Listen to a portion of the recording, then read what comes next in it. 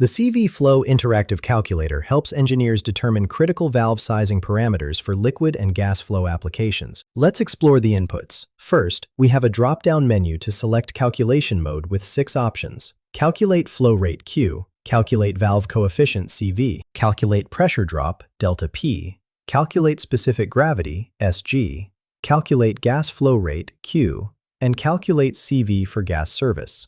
For this demonstration, I'll select Calculate Flow Rate Q. The input fields include Valve Coefficient CV, where I'll enter 10.5, Pressure Drop in PSI, where I'll enter 15, Flow Rate in GPM at 125, Specific Gravity, SG, at 1.0, Gas Flow Rate in SCFH at 5000, Gas Specific Gravity at 0.6, Inlet Pressure in PSIA at 100, and temperature in degrees Fahrenheit at 70. After clicking Calculate, the calculator processes these inputs based on the selected mode. When calculating flow rate, the result shows the liquid flow rate in gallons per minute that will pass through a valve with the specified CV coefficient under the given pressure drop and specific gravity conditions. This helps engineers properly size valves for their system requirements. Find the link in the description below.